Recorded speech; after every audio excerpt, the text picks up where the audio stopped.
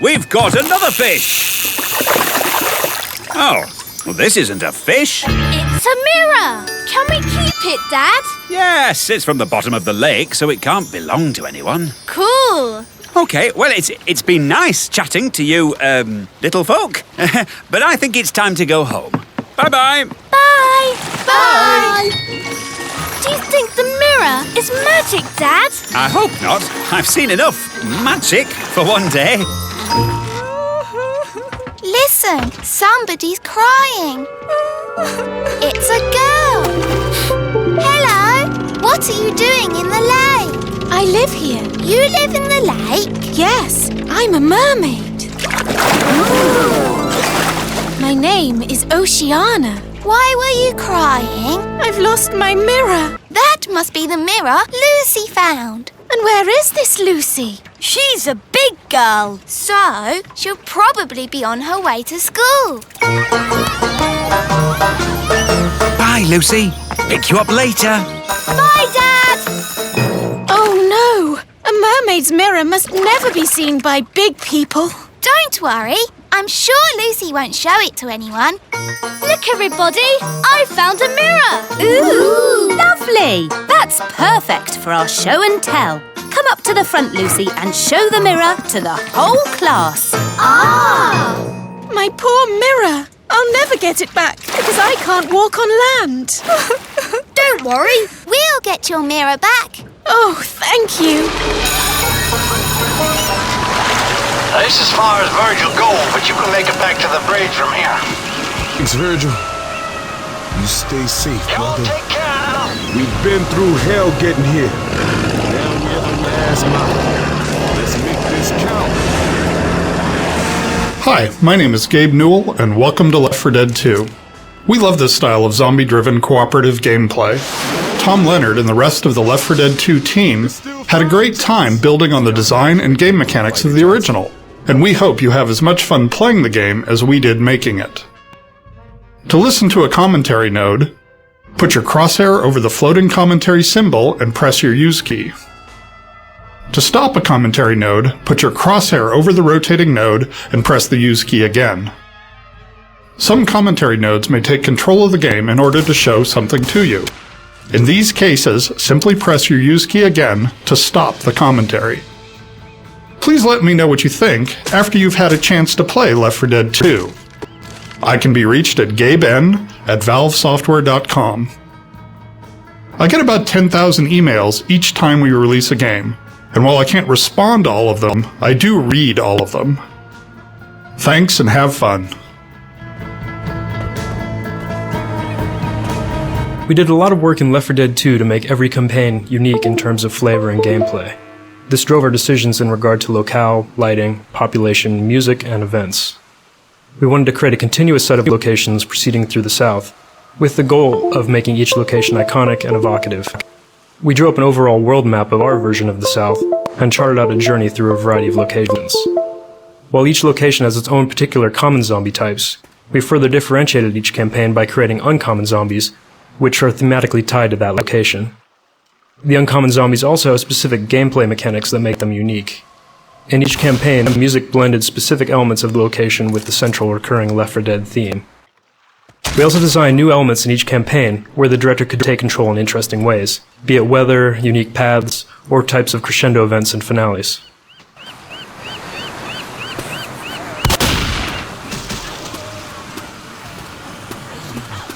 Since players spend the vast majority of their time shooting the common infected, we wanted to improve the feedback and visceral nature of this experience.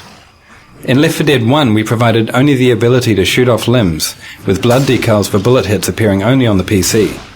Now, in Left 4 Dead 2, there are 43 unique ways to damage an infected, from gunfire through melee weapons all the way up to explosive damage. Because many of these wounds are non-fatal, players are able to wound an infected more than once, resulting in about 780 possible damage combinations. To create the appearance of a wound, we project a texture modified by an ellipsoid that culls the pixels of the wounded area from the infected, creating a cavity for the wound to fit into. To avoid memory overhead, instead of creating wound variants for each of the infected, the wounds are spawned as separate objects that work for the entire horde. Our scripting system allows us to spawn specific wounds from specific weapon hits. For example, the sniper rifle headshot explodes the head, and the axe creates a slash across the meaty areas of the body.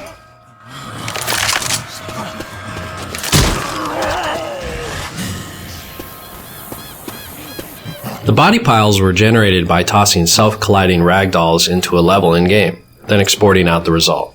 We were able to use a debugging tool to drag them into artistic piles. Content creation at its most enjoyable. Unfortunately, the process was so efficient that it took only about 2 hours.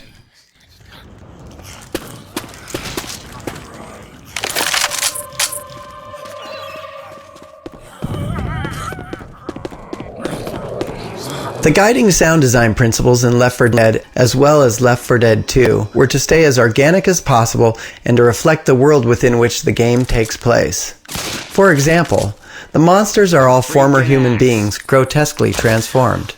And as such, all of their vocalizations are human performances with very little effects processing, if any at all. The challenge with the new character sounds in Left 4 Dead 2 was to keep them clearly audible for gameplay, reasonably believable at unrealistic distances, and clearly identifiable as unique. The existing bosses already used the pitch spectrum for differentiation, so we expanded into more characterizations. The Charger mutters unintelligibly to himself. The Spitter is trying to screech out her bile hairball. And the jockey, well, who knows what he's on about.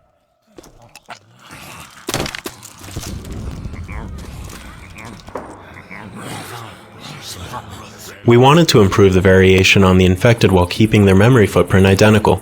The entire horde is never comprised of more than 5 head textures and 5 body textures.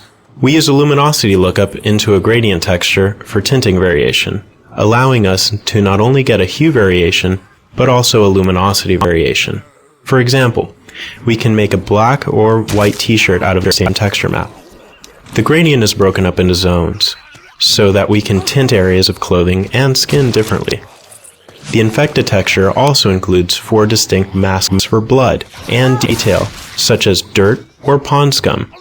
We randomize both the gradients and the masks each time an infected is spawned. We also randomize the body and head meshes, resulting in nearly 20,000 available variations in a typical map, up more than tenfold from the original Left 4 Dead.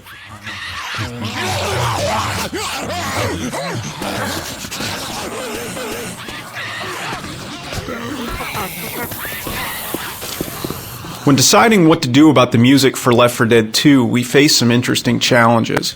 Some of the music in Left 4 Dead 1 plays an iconic and important role in gameplay, and we felt that it shouldn't really be changed.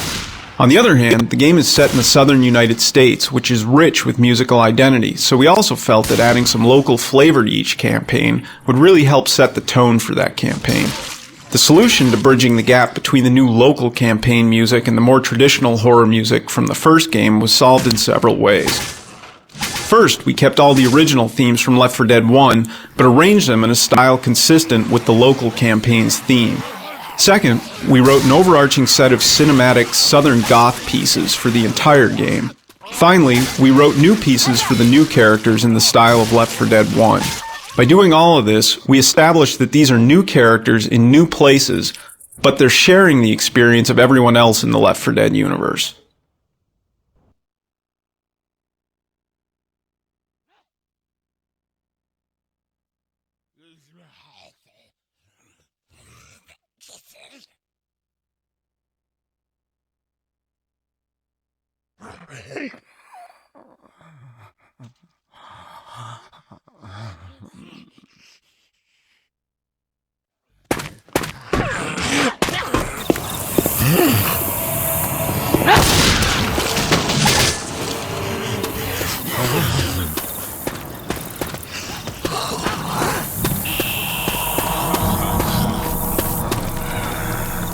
The infected textures are part hand-painted, part photographic reference. One of our team members had a nightmare folder full of photographs of people suffering from bizarre diseases and injuries. They were so hard to look at that the infected actually contained none of these. Instead, the secret ingredients for infecting normal-looking human textures are photos of housing insulation and potato skins.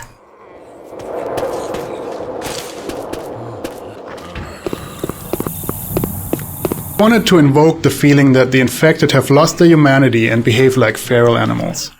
Seeing their eyes glow in the dark like those of a deer in headlights helps illustrate this.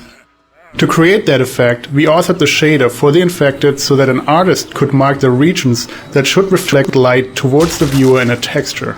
The artists quickly realized that they could also use this feature to make retroreflective safety materials on clothing, which they put to use on several of the uncommon characters. You now see this effect on riot gear, Cedar hazmat suits, and construction vests. As a side benefit, we found that the retroreflective effect also helped players identify targets in very dark areas.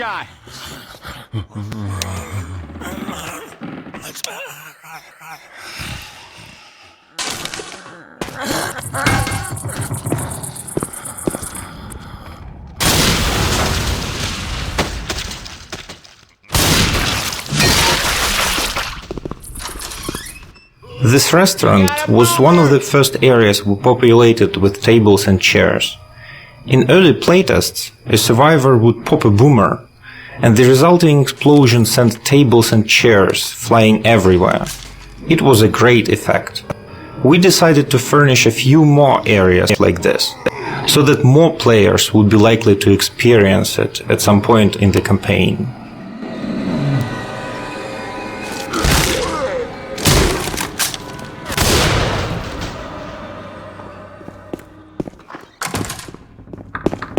Don't shoot that car!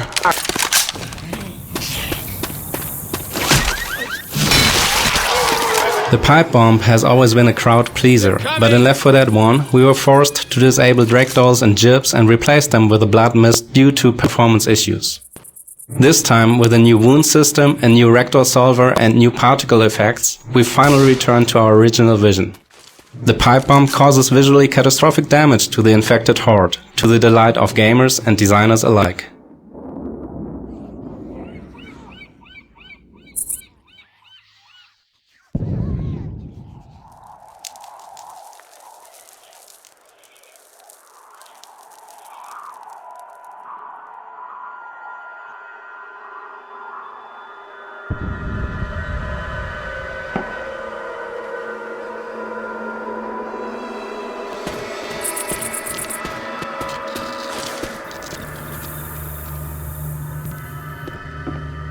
And that is how you do it.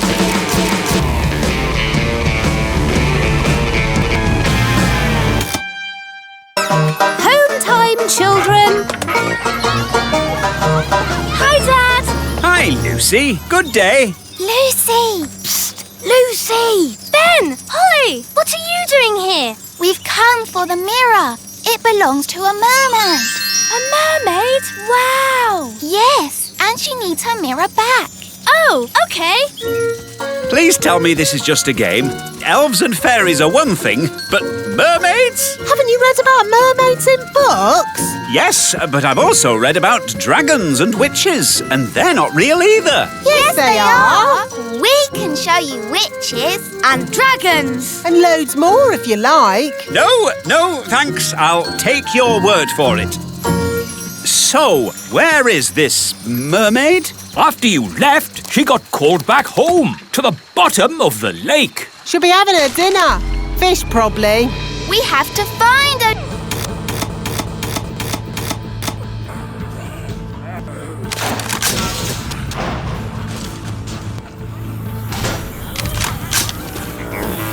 The new Special Infected were designed with a variety of goals in mind. They needed to fill in gaps left by the other specials. They needed to provide interesting combos with other Infected. And they needed to offer a new, fun set of skills for players to master, whether they are playing as or against the Infected. When we began Left 4 Dead 2, we had a list of several dozen Infected types that have been discussed over the past several years. We added a fair number of new designs to those, and eventually whittled our list down to the final three: the Charger, the Spitter, and the Jockey. The best survivor teams stick close together and buckle down under attack, quickly fending off Infected attacks. To provide an opening for the Infected to capitalize upon, we created the Charger. His charge attack not only separates members from the group, but will bowl down tightly clumped survivors, giving a few crucial moments for the other Infected to attack. The only non-boss Infected who is immune to being bashed, his design encourages players to keep a quick trigger finger and a watchful eye on their companions, while also keeping their distance. The spitter's area of denial attack serves a variety of purposes. While the initial pool of acid permits a few moments for escape, its damage increases as the acid begins to do its work. Lingering in or passing through the pool of acid is a dangerous proposition, and it can quickly force a group of survivors out of a tight spot, or drive a wedge between members of a group. The jockey is the one special that retains control after he's begun his incapacitating attack. He's also the only special that allows a survivor to maintain enough control to fight back. A well-played jockey has many ways of driving a survivor to a deadly end, either at the hands of other infected, or through the environment itself. Just getting a survivor far enough out of the group for another special to prey upon is often the jockey's greatest strength. All of these special types provide unique opportunities for combined attacks alongside the classic Hunter, Smoker, and Boomer.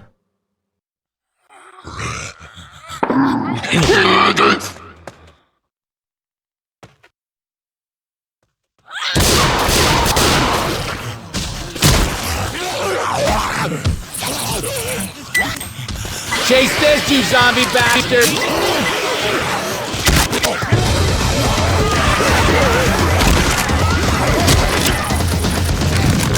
The park starts out having several paths that were dynamically changed for added replayability.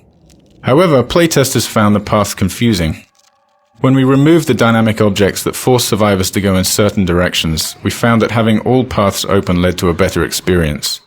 Players still spend a lot of time in the park, but they could choose to go different ways every time they played the level. Jockey! Jockey!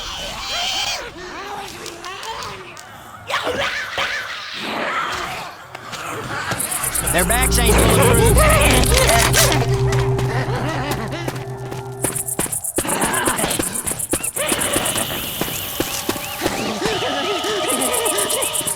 With the added variety of weapons in Left 4 Dead 2, we wanted to encourage players to scavenge weapons and switch between them frequently. We found that placing ammo piles scattered through the level fought against this goal, as players tended to find one gun they liked and then never switch, as long as they had practically endless ammo.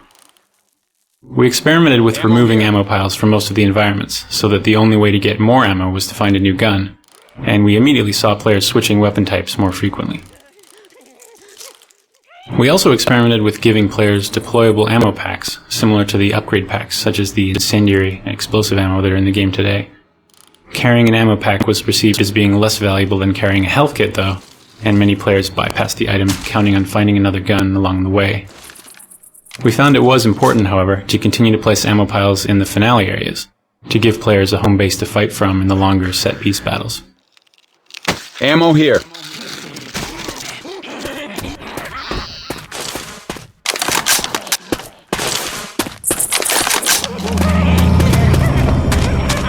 Hello! Guns here.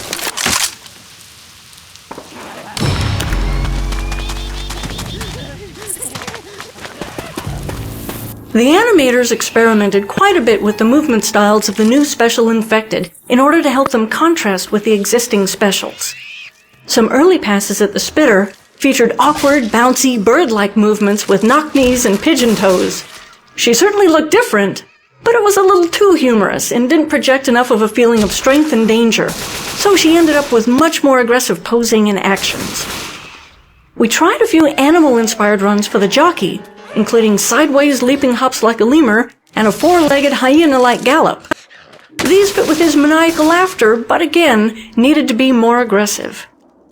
Such movements also would have caused problems maneuvering the character and reading its intentions in-game, especially in versus mode. They also seemed too much of a mutation from the character's original human state when considering the amount of time from the start of his infection.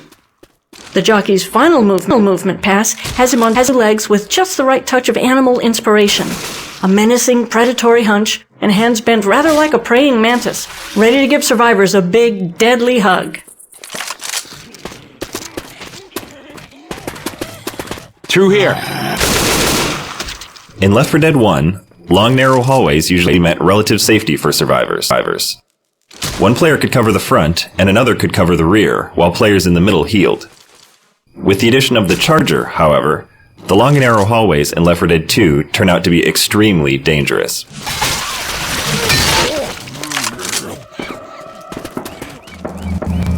Hey-o! The 2 overpasses in this area continue throughout the rest of the campaign, and eventually meet up with the bridge that the survivors must cross to escape.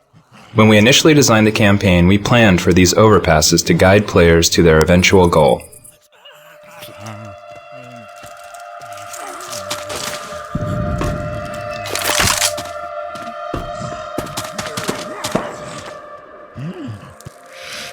Assault rifle.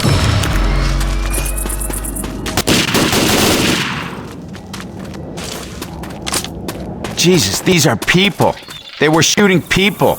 I told you I had a bad feeling about this. The alarm scenario at the bus station was the first Left 4 Dead 2 crescendo event to feature the Gauntlet mode, where players must navigate along a path to deactivate the zombie rush. This proved to be a successful approach to countering the camping strategy of finding an optimal corner and holding out. As soon as that door opens, get ready to run for the tower. And let's go! Let's go! Let's go!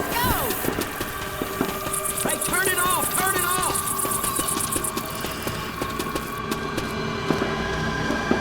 Nightstick here! Left 4 Dead 1 had a good, fictionally justifiable cast of guns, the M16 being a standard police and military weapon, for example.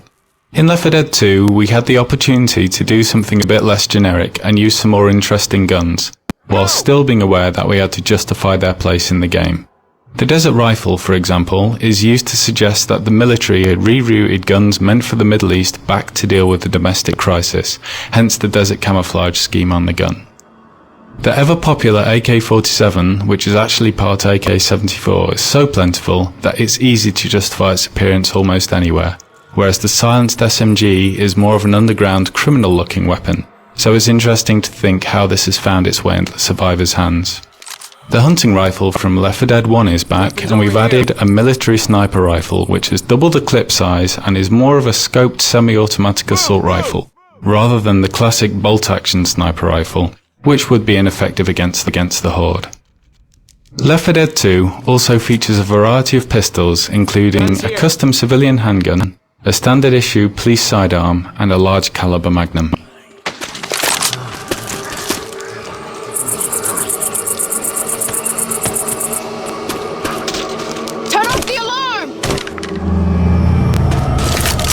Because Left 4 Dead 1 took place entirely during the night, it was fairly straightforward to light the path we wanted players to take.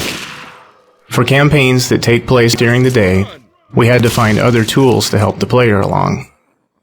The most valuable tools were visible landmarks, such as gas station signs, overpasses, the bridge, and smoke from wrecked aircraft.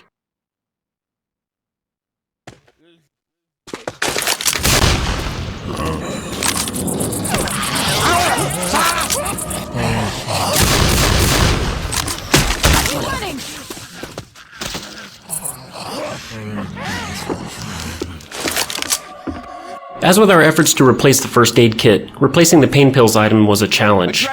Initial versions of Adrenaline allowed players to run faster and perform certain actions faster, such as reviving other players.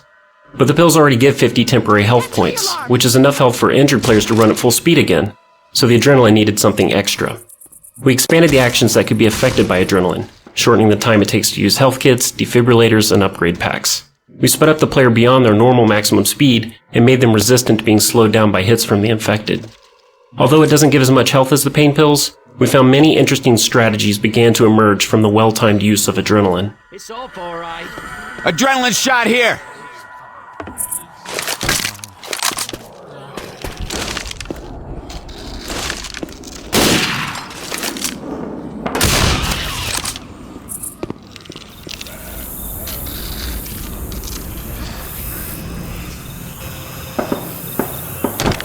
Through this bus station!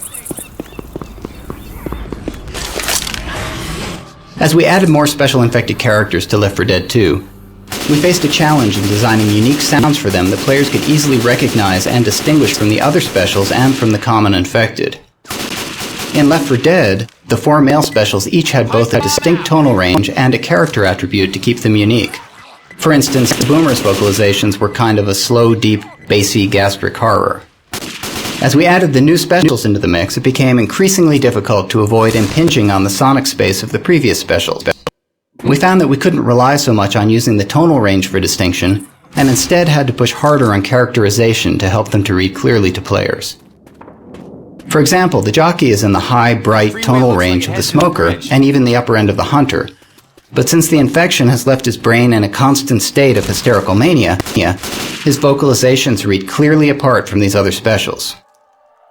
Sometimes it can be challenging to find a characterization that will lend itself to both a special's active and idle or lurking modes.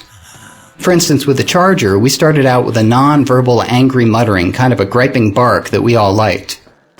Though the personality in his idle states was interesting and distinct, we found that we needed to ramp his vocalizations up to a more sustained yell for his attacks to get the right sonic intensity for these events. In subsequent playtests, however, we found that players were often surprised when attacked by the Charger, as they would associate him only with the aggressive attack vocalizations he makes from the point that he sees them through his charge, and since he would generally see players before they saw him, they didn't have a chance to connect him with the angry, non-verbal mutterings of his idle states. So we ended up recording new vocalizations for these states, mixing in elements of his more strident calls and yells amid the gripes and barks of his idle states, so that players could more readily make the leap to recognizing a lurking Charger in the vicinity.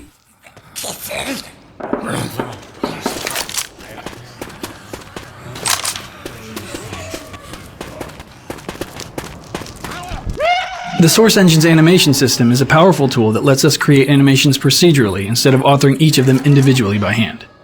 There are various reasons for doing this, which become clear when we consider the challenge of animating the jockey riding a survivor. From the start of the jockey's design, we wanted the survivor to be able to fight back to some degree. With that in mind, we decided it would be vital for the survivor to know the jockey's intent, regardless of how successful he was at acting on it. So even though you may be stuck against the table going nowhere with a jockey on your back, we want you to understand that the jockey is really trying to get you out that door at the end of the room, and around a corner where your friends can't help you. To accomplish this, we implemented a system of animation layers for the survivor that would work in conjunction with the jockey. These layers are attached to different controls that the code interacts with, called pose parameters. The first layer consists of the survivor's upper body from the waist up, which allows the survivor's reactions to work in sync with the jockey's motion. The second layer is the survivor's locomotion, constrained to the lower half of his body from the waist down.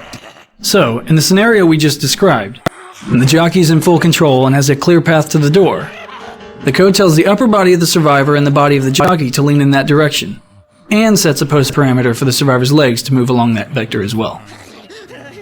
However, things get more interesting when the survivor regains some control and steers himself to get stuck on the table.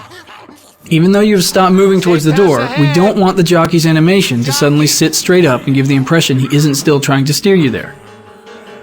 By splitting the survivor's animation into two different animation layers that we composite together, your upper body and the jockey can remain leaning towards the door, while the code tells the legs to stop walking because you're stuck on the table and can't advance. This robust system of procedurally compositing upper and lower body animation layers and position in real time, as we've shown in this case, saved us a lot of authoring time as well as memory inside the game, both of which are finite and very valuable on any project.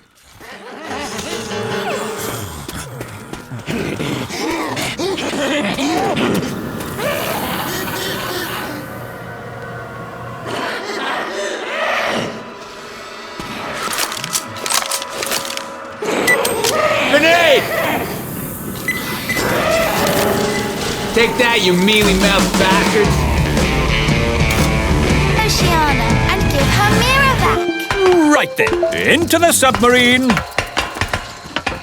Lucy, would you like to come too? Yes, please. We'd love to join you, but I think we are just a tad too big to fit in your little submarine, and... Ah! What's happening to me? Just shrinking you down. My turn. Will we stay little forever? Oh no, the spell will wear off in a bit and you'll grow big again. All aboard!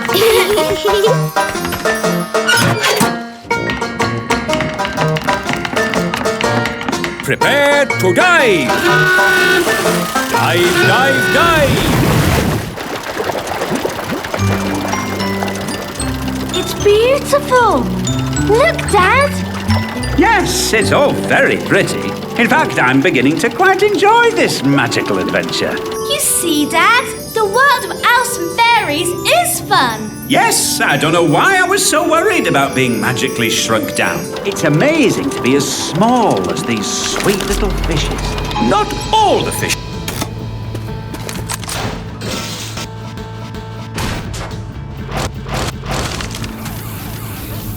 Up until Left 4 Dead 2, all playtests conducted at Valve required an observer from the team to sit behind each tester and observe them directly. For Left 4 Dead 2, we developed a system where a single observer could view each playtester's screen in parallel with webcams that captured the playtester's reaction. We recorded every playtest so we could go back and reference specific moments at will. This meant that most of the team could continue working during the playtest, which often takes several hours out of every day.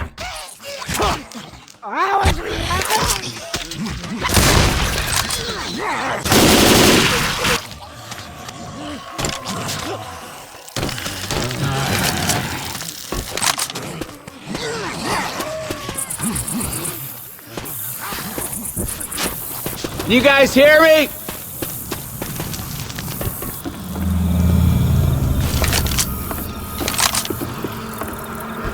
This drop onto the bus shows a good example of what we call a return. If a survivor walks on top of the bus, he has a height advantage against the infected. However, a smoker can pull him down off the bus so that he has to go around and up the stairs to get back with the rest of the team.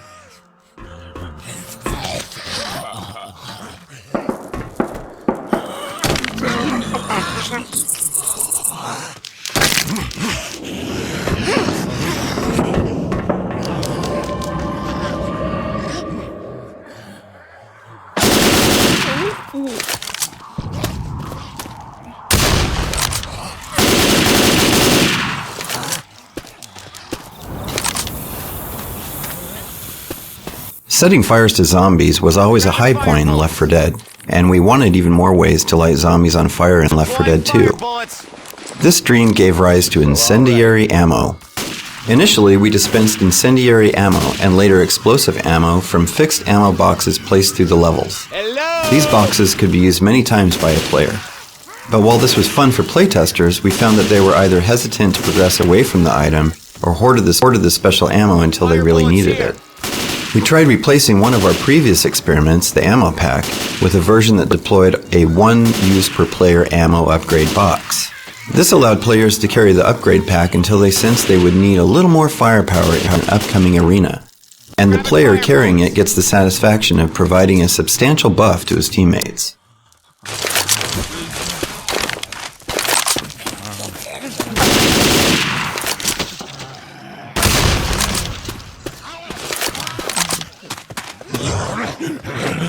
Let's try upstairs.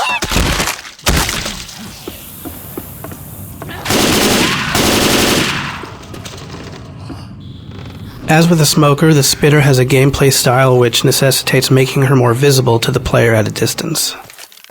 Since the spitter's strategy is to hit and run, striking at the survivors from far away, we needed distinct visual markers to differentiate her in the dark spaces during the chaos of combat.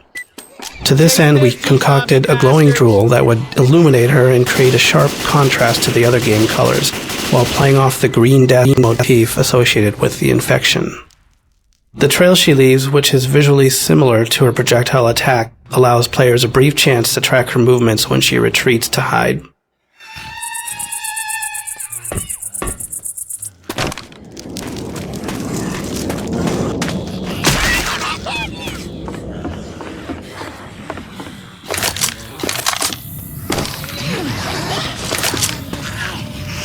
After we shipped support for custom add-on campaigns via the VPK format, we realized that while many people can install and play these campaigns, it was difficult to discover what add-on campaigns other players were playing. We also noticed that few players were joining games of different difficulties since it wasn't clear how many other games were available for each setting. Hello! To solve this, we implemented a browser that shows nearby lobbies. The lobby browser displays the campaign, the difficulty level, and how many lobbies have open slots available. We also display lobbies for campaigns you have not yet installed, offering the chance to download them directly. Once the lobby browser was released, we saw a sharp increase in the number of custom campaigns being played. Custom survival maps are particularly popular, with themes ranging from supermarkets to medieval castles.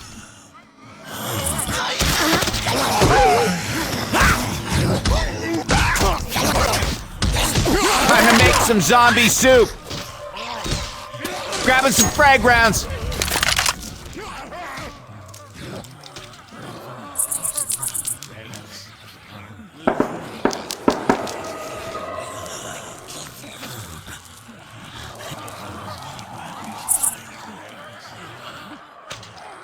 Anybody hear me?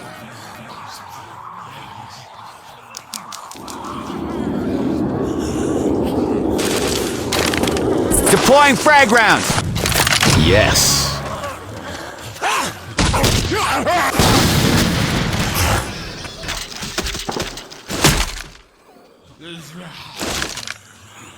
The laser sight weapon upgrade came from an experiment during the development of the first Left 4 Dead, though we didn't end up shipping them at the time. While developing Left 4 Dead 2, when we were talking about interesting items that players could scavenge out of the levels, we remembered the visual impact of those red laser beams. The original intention of the item was to increase the accuracy of the guns, but the more valuable benefit was accidental. You could now see where the other members of your team were aiming. We also liked the choices that confronted players when they had to decide whether or not to swap out their upgraded weapon for one of a different style.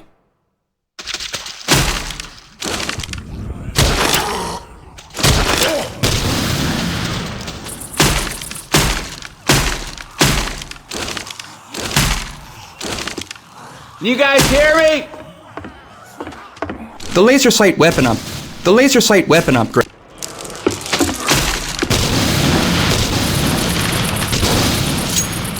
The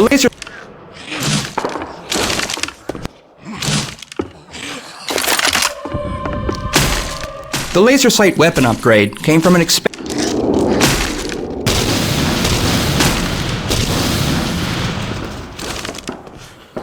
The laser sight weapon upgrade.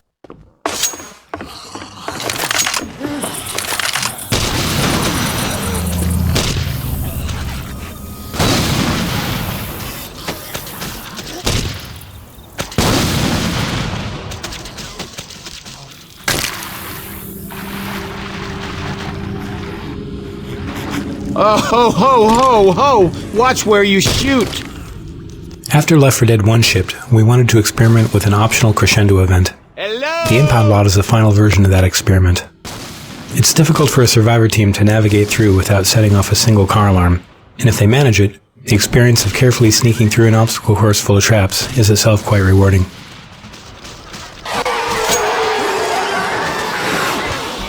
They're coming! Throwing a pipe bomb!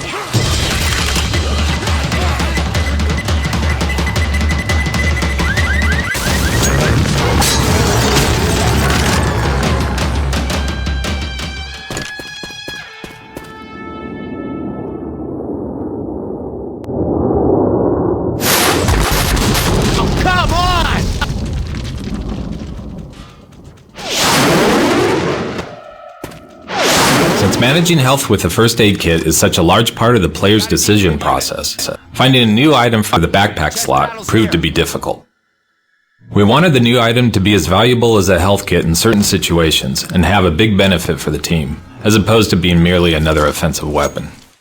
It needed to have a user interface similar to the health kit, requiring a target and an action that takes some time to perform.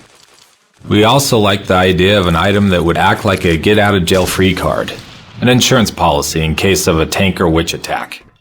Our exaggerated version of a hospital defibrillator immediately conveyed the purpose of the item. Plus, it gives the survivors a chance to yell, "Clear!"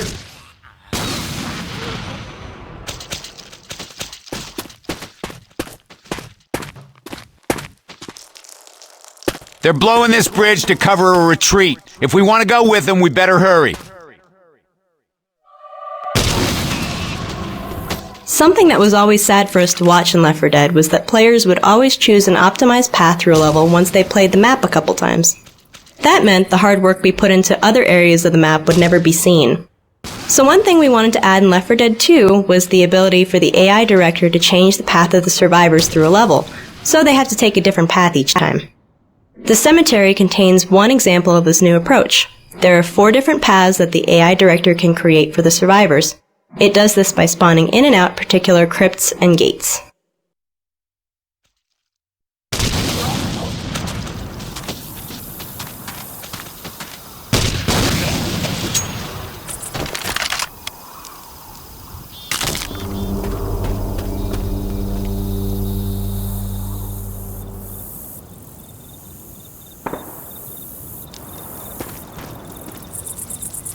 When we began development on Left 4 Dead 2, we decided early on to cast a totally new band of survivors in the lead roles. This involved extensive concept sketches, then a period of evaluating actors with the help of several talent agencies. Once the actors were cast, we brought them in for a full costume photo shoot and conducted 3D scanning of their facial features. This reference was then used by our artists to create high-detail digital sculpts, which formed the basis of our in-game characters. The goal from the beginning was to provide the player with a lineup of believable survivors, real people juxtaposed against extraordinary situations.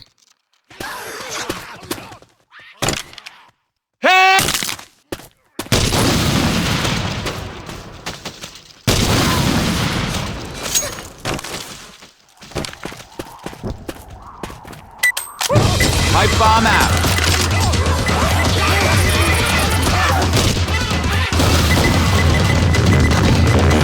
Anybody hear me?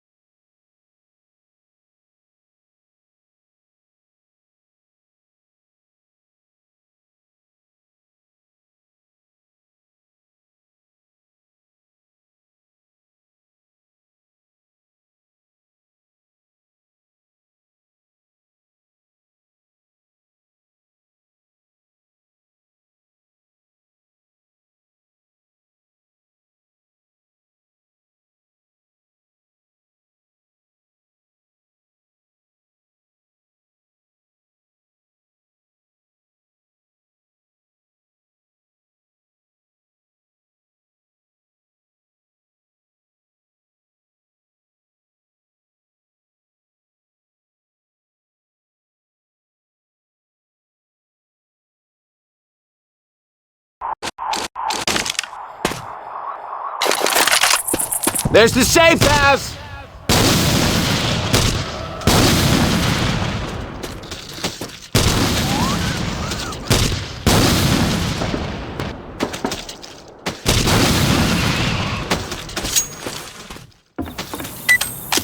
Pipe bomb!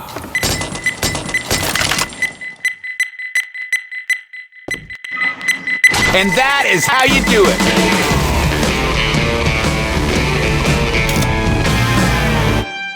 In the lake are sweet and little. Don't forget the fish you met this morning. Big Bad Barry. As I remember, Barry's about this big. That was